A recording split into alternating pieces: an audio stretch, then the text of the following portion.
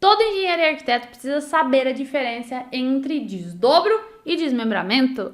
Seja muito bem-vindo a mais um vídeo aqui do canal. Eu sou a Bruna Lacerda, engenheira civil, especialista em regularização de imóveis e projetos de prefeitura. E antes de eu te contar essa diferença entre o desdobro e o desmembramento, faz o seguinte, já deixa seu like, já ativa o sininho e se inscreve aqui no canal. Sabe por quê? Todos os dias eu trago aqui conteúdos voltados para você dominar a área de regularização de imóveis e projetos de prefeitura, mesmo sem ter experiência na área. Então não deixe de assistir todos esses vídeos, tá? E agora eu vou falar pra você a diferença entre desdobro e desmembramento. Não sei se você sabe, mas essa é uma área que você pode faturar alto. Existem pouquíssimos profissionais que têm conhecimento sobre esses processos. Tanto o desdobro quanto o desmembramento, eles fazem parte dos processos de prefeitura.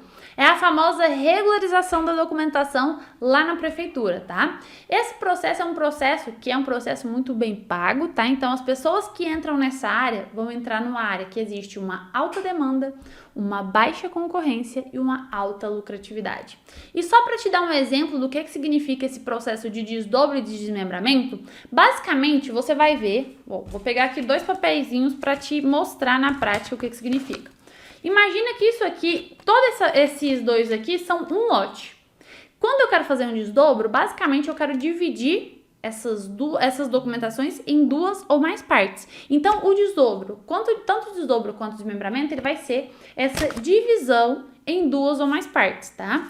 E aí, vai ter alguns critérios e alguns detalhes dentro desse processo de desdobro e desmembramento, que são ali algumas exigências, como a frente mínima para cada lote e a metragem mínima para cada lote, tá? Sendo assim, se seguir todos esses dois critérios, você vai conseguir fazer esse processo. Mas, Bruna, qual que é a diferença, então, entre o desmembramento e o desdobro?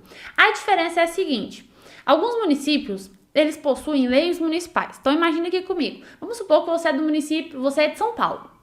Lá em São Paulo, existe uma lei de zoneamento. Esse zoneamento, basicamente, você imagina aí o município e ele vai ser um mapa, então você imagina no mapa, e ele vai separar algumas zonas ali, cada uma das zonas separadamente, e cada um vai ter um critério específico para cada uma dessas partes. Essa lei de zoneamento, ela vai falar sobre critérios ali para parcelamento do solo, tá? Ou pode ter também uma lei específica para parcelamento do solo. Então, imagine aqui comigo. Procura aí no Google do seu município, coloca lei de parcelamento do solo do seu município. Pode ser que esses detalhes estejam na lei de zoneamento, mas dá uma olhadinha. Se houver essa legislação, quer dizer que você consegue fazer um processo de desdobro. Então, se existe a legislação no município, você consegue fazer o de desdobro. Se não existe a legislação no município, você vai fazer um desmembramento. Esse desmembramento, ele vai falar de uma legislação federal. Então, pode ter município lá, vamos supor que aqui lá na Bahia, vai ter município em Goiás, em cada um desses estados, né? E eles vão falar do mesmo critério construtivo. Por quê? Porque eles usam a lei federal. Então, eu vou te dar um exemplo da lei federal para o desmembramento. Se for um desmembramento, ele precisa ter, no mínimo, 5 metros de frente. Então, quer dizer que quando eu vou fazer aqui essa divisão desse lote aqui em duas ou mais partes, a frente desse lote tem que ser no mínimo 10 metros. Por quê? Para ficar 5 metros cada um deles. E nessa lei federal também fala que cada lote tem que ficar no mínimo com 125 metros quadrados. Então, 125 metros para cá, 125 metros para cá. Quer dizer que tem que ter pelo menos 250 metros e 10 metros de frente. Assim seria a lei federal. Já quando a gente fala da lei municipal, que é o processo de desdobro, a gente vai falar de detalhes que cada município vai exigir uma metragem específica. Por exemplo, no município que eu atuo hoje, tem que ter 5 metros de frente cada lote e 150 metros quadrados cada lote. Então, quer dizer que eu só consigo fazer um desdobro, já que existe essa legislação, né? Se tiver 10 metros de frente e 300 metros quadrados ali no lote inteiro antes do desdobro, tá? E você precisa ter esse conhecimento, por quê? Porque até a nomenclatura vai valer para a prefeitura. Eu já errei nesse processo, no meu primeiro processo eu coloquei como desmembramento, e aí quando eu fui ver era um processo de desdobro, por quê? Porque a prefeitura tem essa legislação, então como a prefeitura tem a legislação, não é desmembramento, é desdobro, tá? E aí eu errei nesse processo, e você precisa ter conhecimento, por quê? Porque existe um mar de oportunidades sobre isso.